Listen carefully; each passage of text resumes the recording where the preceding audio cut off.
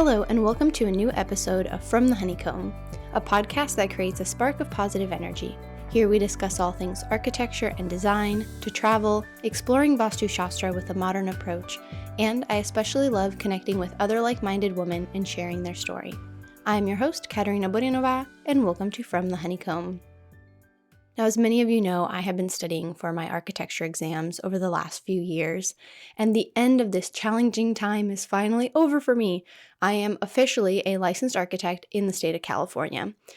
Well, I guess I am waiting for my certificate and license number, which hopefully I will have in my hands by the time this episode airs. But once I have that license number, I can officially immediately start practicing as a licensed architect.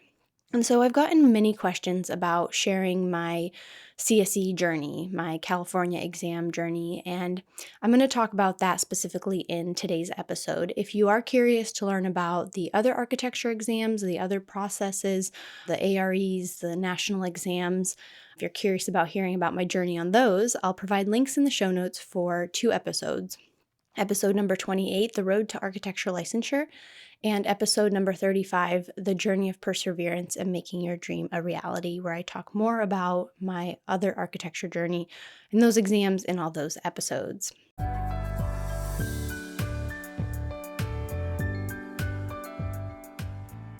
All right, so before we begin the episode, let's think of something we are grateful for in this present moment, whatever it may be, large or small.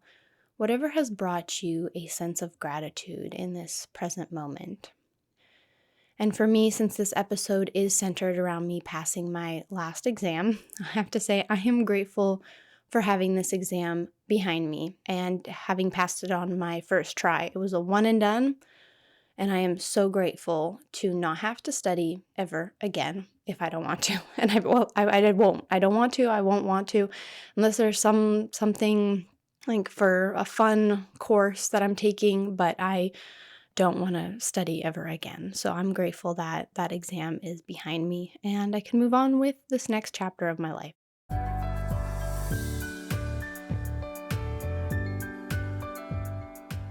So throughout the episode, I am going to be talking in abbreviations. There's NCARB, ARE, CSE, CAB. So before we get into the episode, I want to just review with you what all these things mean. So NCARB, NCARB, is the National Council of Architectural Registration Boards. That is the board who administers the AREs, which are your architectural registration exams. And so to be a licensed architect in the US, you have to take your AREs. There are 6. No matter what state you're in, you have to take your AREs, and you take them with NCARB. And then there's CAB, CAB, which is the California Architects Board. And with them, you take your CSE, your California Supplemental exam. NCARB, AREs. CAB is CSE. Got it? Okay, because there's going to be a quiz at the end. I'm just kidding. Of course not. No quizzes, no tests, nothing on this episode. Just talking about my exam process. All right. So what happens once you pass your 6 national NCARB exams? So you're done, you've passed them all. You get an email from NCARB saying you passed. So NCARB notified me that my record, my exams, my transcript from my university, my internship hours have all been sent to CAB. And CAB now has to confirm, verify, process them through their system. Now, I sent an email to CAB to double check and stay on top of them because I was very eager to have my exam scheduled. CAB very quickly verified with me that my documents were received and that they will send me an application in the mail to submit back to them. So heads up, when you're working with CAB, they are a snail mail and you write checks for them. So there's no easy, give your credit card number. It is very slow. You get hard copies of applications sent to you. So it's definitely a little bit of a slower process than if you are studying or submitting stuff to NCARB. And so while all of this was processing, I got my fingerprints done, and I highly recommend getting your fingerprints submitted back to CAB. So what CAB now requires is to get your license, they do a background check on you. So you have to provide the fingerprints. Now, you don't need the fingerprints if you are taking the exam. You just need it, might as well get it done when you can. That way you don't have to now, once you pass your exam, you don't have to worry about getting the fingerprints submitted and having to process that. Now, throughout all of this at the time, I also had to update and change my address because when I moved back to California from Illinois, I had to register with CAB, and I put down my parents' address because that's where I was living at the time. And so there was a little bit of a discrepancy because my current NCARB account showed my current address, and then CAB said, well, we see you at this other address. So that was a quick little change. I think I don't remember if I did. I think I had to snail mail in an application changing my address. So yes, but lots of hard copies and checks with CAB. And so they'll send you an application, a hard copy of an application. You fill it out and you send them a check. The check is for $100. This $100 covers the processing of the application and also the cost of the exam. And it took about a week for them to receive it, process it. I would recommend getting tracking on any mail that you're sending because it kind of stressed me out not having tracking on this particular application. So definitely get tracking if you want to know that it arrived because you get no notification. There's nowhere you can check on like the status of your application. So it's definitely, more of a waiting process. And again, it's a snail mail process, so I ended up getting a letter in the mail back saying I was now able to schedule my exam. They told me where to go, what website to go on to, and so I scheduled my exam. So just to give you an idea of the timeline for all of the processing, so once you've passed your last ARE exam, so I passed mine July 17th, I was able to schedule my CSE exam by August 15th. So it took about a month. But I was also very on top of it, making sure everybody got the application. So definitely don't just kind of think that everyone's going to do their job right and it's going to get processed because that's not always the case. So I definitely highly recommend if you are eager to take the CSE exam, just follow up with CAB, a nice little email. Hey, just checking in, making sure you got what you needed. Is there anything else I can provide you at the time? Just kind of, making sure you're on top of it. And so I scheduled my exam for Saturday, October 29th. So it was about 2.5 months out from the time I scheduled. And I had to schedule it at this time because I wasn't able to study during September because I had a trip to Czech. And so I wasn't able to do it early in October. And then beginning of November, we had the trip to Utah for Jesse's birthday. So I only had really the month of October to study. So I picked the last Saturday in October and I gave myself all of October, so 4 weeks of studying to really focus on the exam. And over the years, I've realized I do much better with short, intense study sessions rather than long, drawn-out weeks of studying. So I was able to really just focus in on those 4 weeks, and the only thing on my mind was the CSE exam. So that's kind of how my schedule went. Now let's talk about study material. So study material you need for the CSE exam is in the time before I was able to take my exam, I started purchasing all of the study material I needed. So I started with the CSE exam prep, the whole enchilada.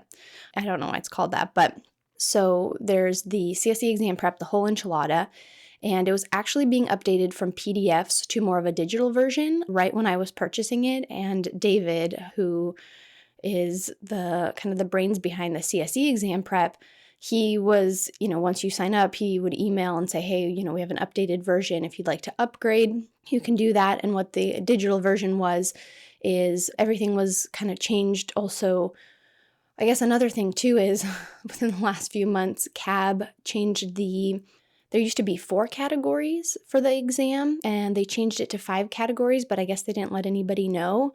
And it kind of, as students were, as people were taking these exams and kind of getting feedback on, well, hey, I thought there were 4 categories, but there's actually 5.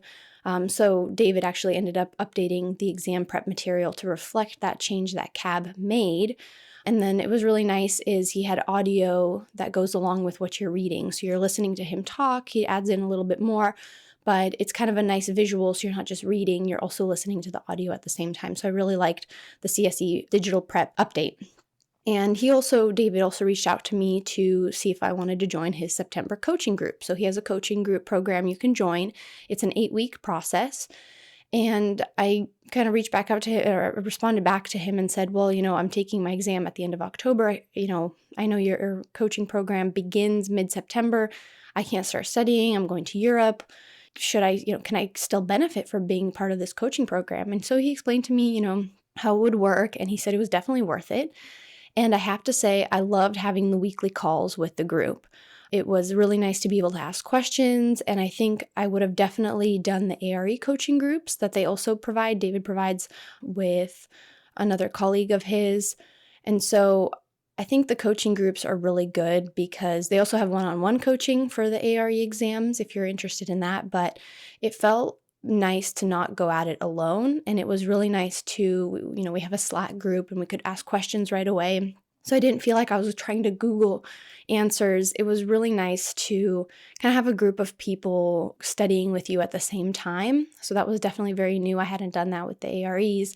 And so I highly recommend it. And it's also, if you need someone to keep you accountable, this group is really good because you meet every week. Everybody has any questions, people even shared what they were going through or any experiences. And so you definitely feel less alone. And one of the interesting things was I wasn't sure who would be taking the CSE exam with me. In my mind, I thought, oh, it'll be everyone just passing the AREs. So everyone will just be fresh and new from taking the ARE exams. And to my surprise, it was actually a lot of out-of-state architects who are now trying to get their license in the state of California. And so they've been licensed for 20, 30 years in their state. And now because they have a project, a client they want to, or they have to move to California, they're now taking these exams. So that was very different. It was really interesting hearing everybody's experiences from the processes they had in their state. So definitely recommend the coaching group. It was definitely well worth it. I also bought Archibald Wu's 2 mock exams that he has and also a workbook. My plan was to review the workbook while I was in Prague, actually, but that did not end up happening at all. I would say the Wu exams are definitely hard. They're definitely on the harder scale of any of the other exams, practice exams that you can purchase. And also, I'm going to provide links for all of these whatever exam or practice, the exam prep, the whole enchilada, everything, I'll provide links here so you guys can definitely look at that because, yeah, these are invaluable study materials for sure. And so I would say, so the Wu exams were definitely hard, I would say, but I was frustrated with the wording. And there was a few answers I would have strongly debated that I don't think were right, but overall it was good. I think having multiple different practice tests and versions is really beneficial because you're being asked questions on a topic in multiple different ways because every practice exam, practice test, they word everything differently. And so you're being tested.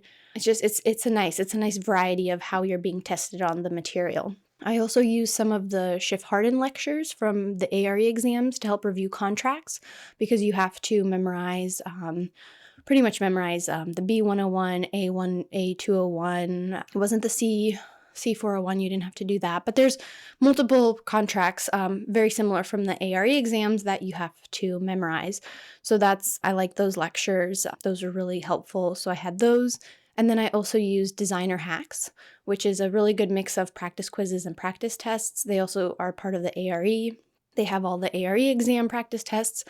And Designer Hacks is a little, I think, on the easier scale. And what's really nice is they have a full-blown practice test, and they have a 25-question quiz and a 10-question quiz. And every time you take their quizzes, it's different questions and different, so it's kind of, you always get a little bit of a mix. So even if I would have like 5 minutes or I wanted to take a break at work, I was like, oh, I just want to like quickly test my knowledge, I could just do a 10-question quiz and it was different every time. And so that was really fun. So I really like Designer Hacks. I can't believe I just said that was really fun. It was not, it wasn't fun, but I guess their quizzes are on the funner side than some of the other ones. So in total, how much did all of this cost? I can't believe it when I actually looked back on how much all of this study material cost for this one exam. So I spent $350 on the coaching program. The CSE exam prep was originally $180, but I upgraded to the digital version, so that was an additional $100. Definitely worth it, though, to upgrade. The Woo study guide was $64, and the mock exams were $22 each. I must have gotten it on sale because I was looking back through. For some reason, I got $20 off of Woo. I don't know if there was like a whole package deal. Also, some of these exam prep study material, sometimes they have sales. So if you're ever like thinking about starting to study and you see they have a sale or something, just buy the material because you're going to use it eventually. And I don't remember how much Designer Hacks was. I think I bought that with like some of my ARE exams for the CSE exam, so I don't know how much. But in total, I spent $777 on just study material. If you include the $100 application just to take the exam, to pay for the exam and the application fee, I'm at $877. So this is definitely, it's just one exam and I threw a lot at it. I don't even want to know how much I've spent on the other exams, but it gives you an idea of how much material you need to really be able to study. I think in the short amount of time I had, I just wanted to make sure I had everything accessible to me. Anything anybody recommended, I could easily grab for. I didn't have to wait to download or buy it or anything. I made sure I had everything readily available to me. So that's all the study material. I highly recommend. I used all of it. Even the workbook, I kind of flipped through it towards the end. If there was a topic I wasn't like quite sure about, I would read about it, see how he would describe it. So it's definitely just a mix of a melting pot of study material, I guess you could say. That's study material. Now let's talk about my study tactic, my study time, what I did. So as I said, my plan was to start studying while I was in Prague, to listen to some lectures, while I was riding the metro, and to kind of read through my workbook on the plane. But in reality, that didn't end up happening because I was sick for most of the trip. And then also I was so focused on family, I just didn't have time to study. But before I left, I made my handy ASS schedule. ASS, A-S-S. I guess this is one abbreviation I didn't mention earlier. My ASS schedule is the anti-stress schedule, which is something Jesse created for me during my exams. And so what it is, it's a big cardboard, like poster board thing, presentation board. And I divided up per week, what days. I kind of always kept it blank with a pencil and I'd fill in all the days. And then so I can see, I like to give myself at that point that 1 month. And then I make sticky notes, different colors. So orange will be audio files, green will be quizzes, blue will be practice tests, pink will be, reading, things like that. And then I look through all my study material, and then every day I give myself, based on if it's a weekday, work day, weekend, whatever it was, if there's a holiday in there, I kind of map it all out. And what I liked about the sticky notes is I'm able to sometimes, things come up in life, or, which you will hear in just a second, how my study schedule definitely flipped upside down. And so with sticky notes, I have the ability to, nothing's written down. I don't have to cross anything out or whatever. I can just take the sticky note, move it to a different day, see how my, schedule's going.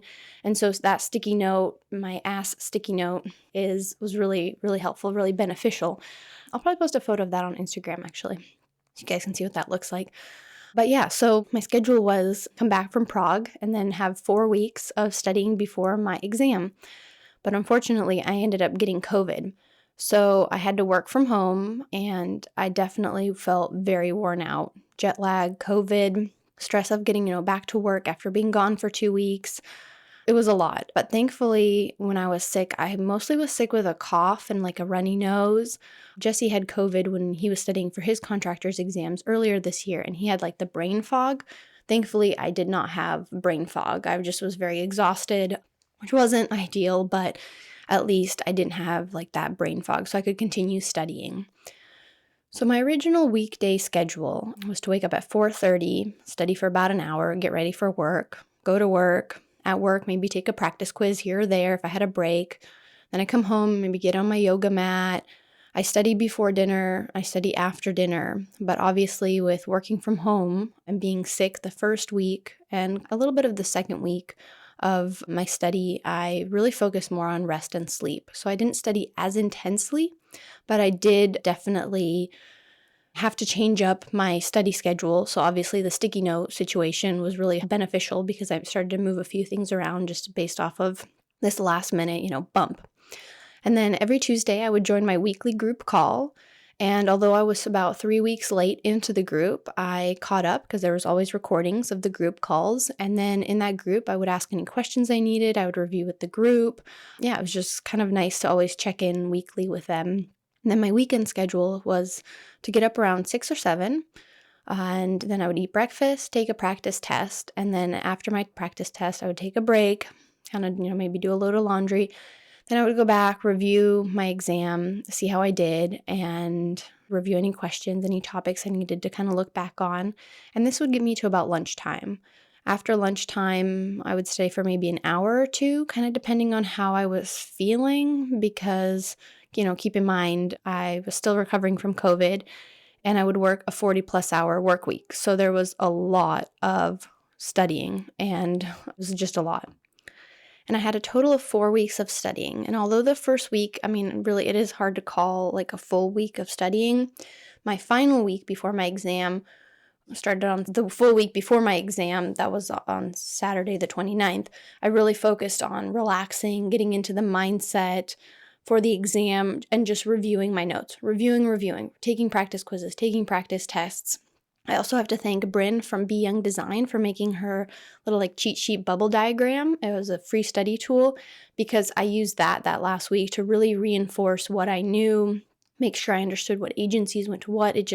That was a really beneficial little bubble diagram. So that was really nice.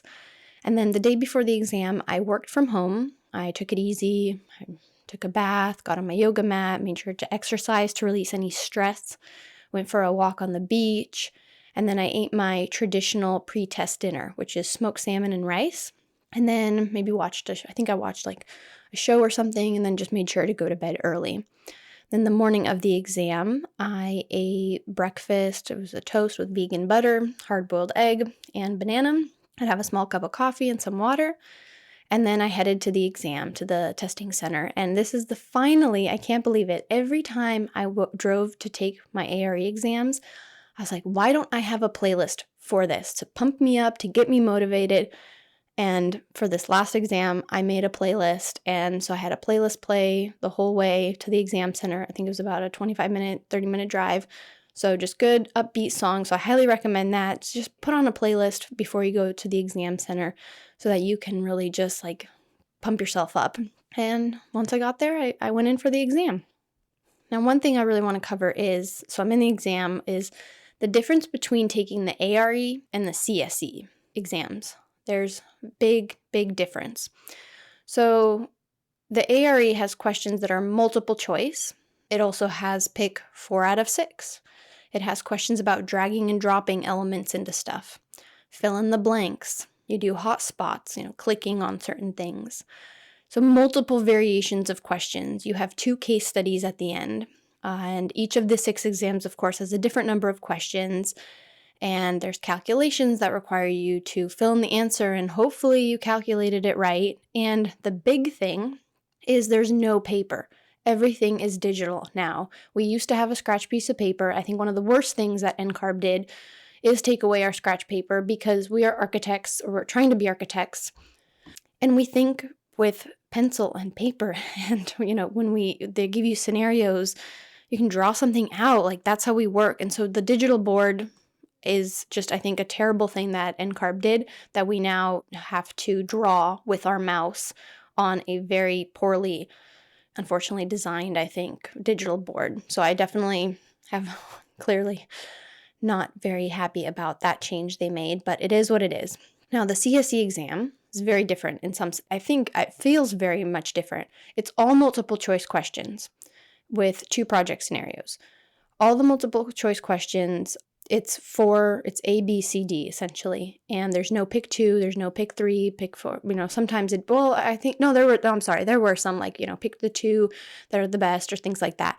But the answer is in front of you. You have the answer in one of the, you know what? No, I think there wasn't. It was always you pick one, and there would be maybe multiple answers within, like A would be, something, so it's multiple choice. It's so much simple, no drag and drops, nothing.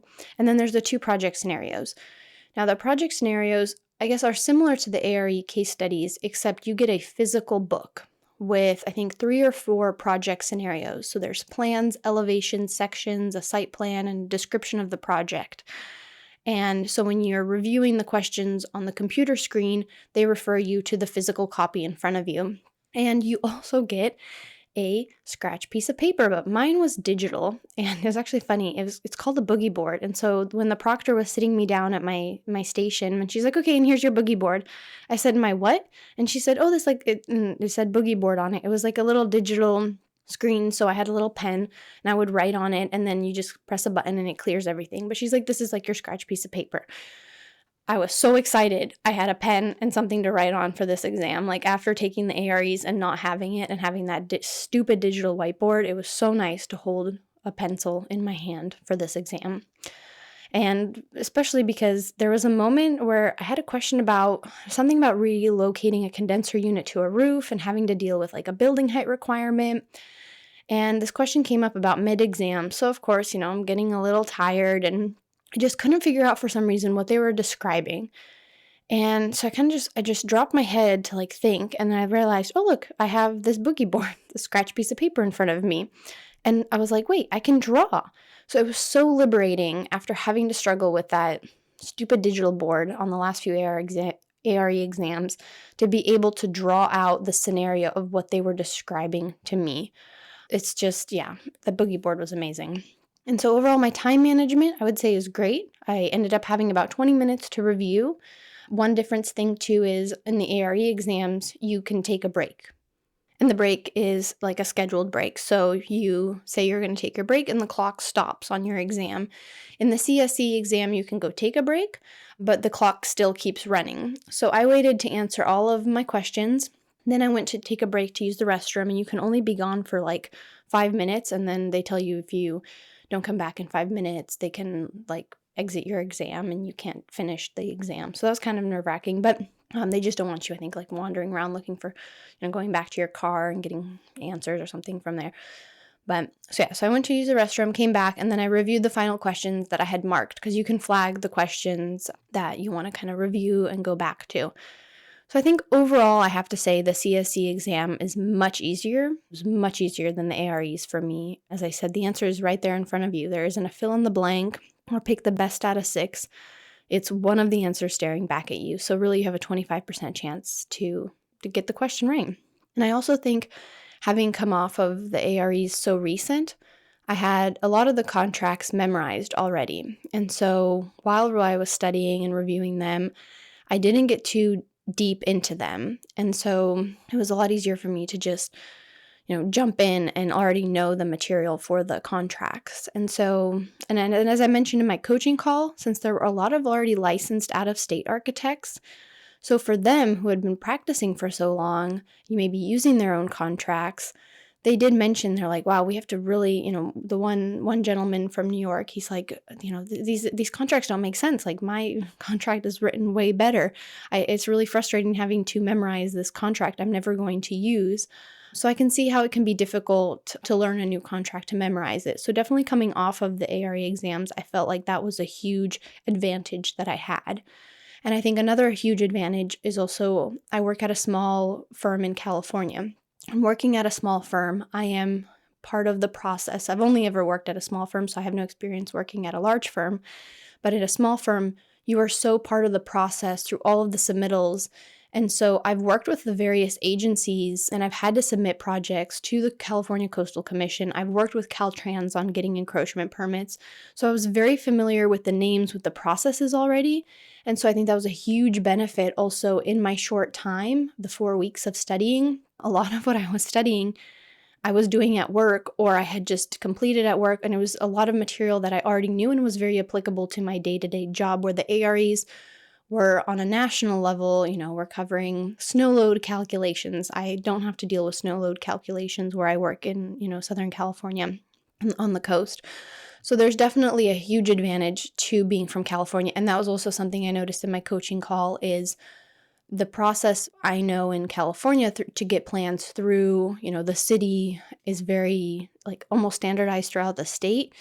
Other states do it differently. And so I think that's also a huge advantage to living in California and getting my license here. So yeah, I think, and in my coaching program, I think the last thing I'll say is we were taught the mindset to go into the exam is to go in with a firm owner mindset. So like you own your architecture firm and you're the owner. That's the mindset that you're going into the exam with.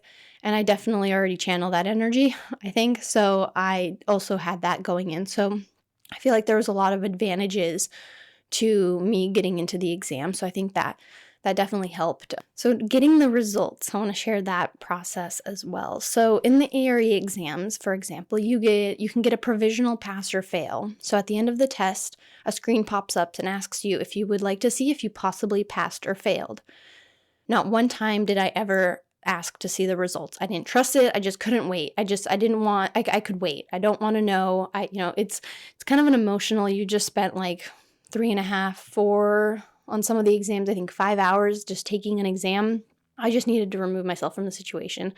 So I did never look to see if I got a provisional. So I would wait for the following day, usually between 8 a.m. and noon. I would receive the notification from NCARB that my score was ready to review on my portal, and I could look at my results. The difference with the CSE is you get your results printed right away at the exam center. So that was very different for me. So I walk out of the exam room, and one of the staff helped me check out, and they gave me my ID back. And as I'm sitting there, I told him, are you going to show you're going to see my results right now, right? And he's like, yep, I will know, if you passed or failed. And I said, can you please do me a favor and not tell me? I said, not even a facial thing. Just could you please, this guy working there was so nice. I bless him. And I told him, I said, please, I don't want even a clue of if I passed or failed. And he's like, you don't want to know right now? And I said, I want to know in the privacy of my own car. He's like, okay, no problem. So I put my head down. I sat there waiting.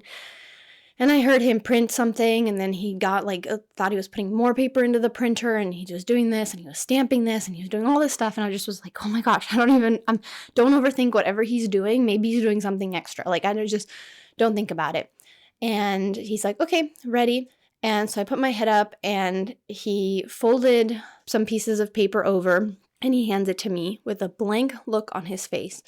And he said, so here's your results. He said the top paper will show you your results. The bottom 2 papers are kind of what's next to come.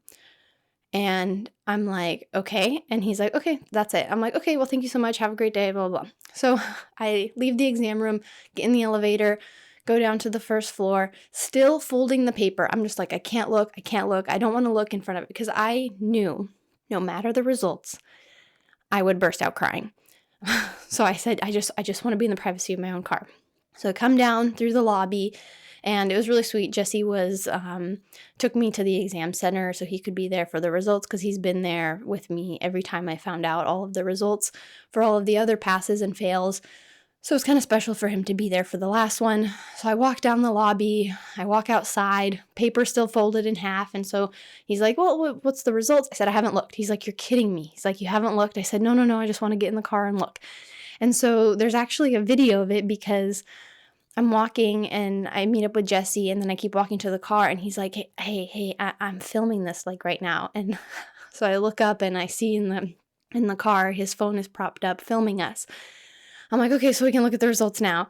So I just unfolded the paper, and all I see is congratulations. And it's a pretty personal video. I don't know if I'll post it on Instagram, but I just burst out crying, just complete full-blown tears of just joy. And of course, I knew I was going to start crying.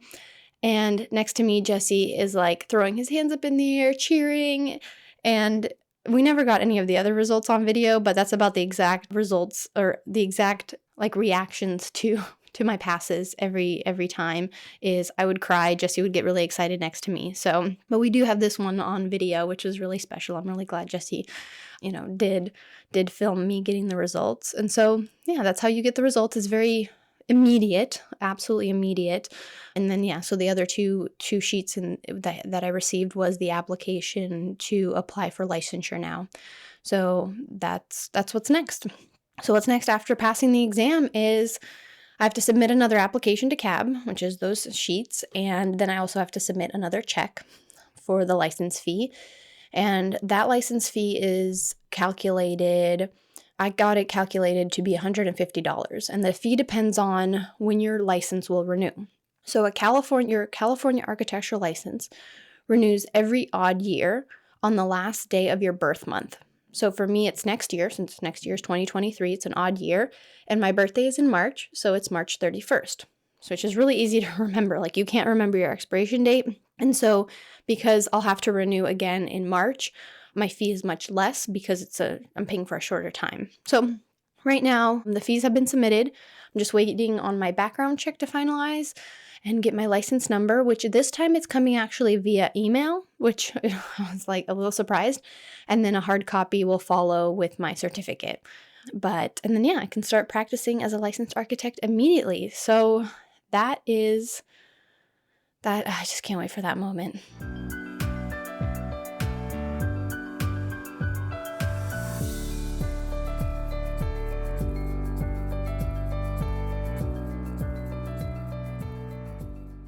Putting this episode together has allowed me to reflect on really the last few months since I passed my last NCARB exam and what it officially feels like to be done. I think coming off of this exam and passing, it still feels a little surreal. And I think I naively thought that passing this last exam would change some of the personal struggles I've been going through the last year, especially with health issues. And of course, it's not a flip of a switch. Days after passing the exam, I guess you could say I experienced like what you describe as fatigue. I mean, this has been a huge milestone for me, and it was achieved by the end of this journey. Like, I felt so burnt out and exhausted by these exams and all this money and time I was putting into this effort. And the last ARE exam took me 5 tries. So it was definitely a mind fuck at the end, and emotionally just drained on this whole journey, on this process. And so I just felt completely exhausted, burnt out. I guess you could almost say it's probably what it feels like when you finish a marathon. You're just completely exhausted. That's kind of how I felt at the end of passing this exam. And so it doesn't feel fully real yet. I was talking to my coworker about it, and he said for him, it felt real the moment he had his license number. And then he went onto the website and he looked up his name, and there he was as a licensed architect. Still kind of waiting for that moment. But this, putting these notes together, putting the study, all the study material together, and kind of reviewing my whole studying process, this episode allowed me to sit down and reflect on this journey and hopefully share my tips with you. And please feel free to reach out to me if you are taking your CSE exams or ARE exams, or you need, have questions about anything. I'm more than happy to share my insight, because it's a grueling process to get licensed as an architect. And in California, where you have that additional supplemental exam. So I can definitely resonate with the struggles of getting your license in California. So definitely reach out to me for sure. And so what comes next for me is kind of hard to answer. Family and friends, of course, immediately are like, okay, so what now? What's going on? And I've been giving various answers depending on who I'm telling. And to be honest, right now, I just need a break. I need a break from trying to achieve goals and milestones in my life. And I want to take time to focus on myself and my mental health, my physical health, and my overall happiness, because this last exam really did push me back almost past my breaking point. I've had some health issues, so I'm going to kind of focus on that. And I think even just with my career, I think with this episode airing is the last time I'm going to be sharing a little bit to anybody, family, friends, anybody who asks about my future career plans. I don't think I'm going to share it with anybody except for Jesse, of course, because I need some time right now to plant the seeds I want to harvest in the next season of my life, in my career. And I don't quite know what that all is. So I'm going to sit with that and focus on just myself right now and have fun with this podcast in other realms. But I think this closes the chapter on me talking about these exams, hopefully on the podcast, because it's behind me now, which feels so good to say. Feels so good to say out loud. It really does. So Well, thank you so much for listening to this very long episode about my CSE exam. I hope it was enlightening. If you are, like I said, studying for the exams, do reach out to me. I do want to help, as it's like I said, it's a grueling process and I resonate with it so much. So I'm definitely here as a source if you are struggling or just have any questions. Yeah, so this was definitely a longer episode, but I hope it was insightful. And if you like this episode, please give it a heart or thumbs up and click the follow button so you can stay up to date on the latest episodes. You can also follow me on Instagram @FromTheHoneycomb Podcast. Thank you so much and see you next week.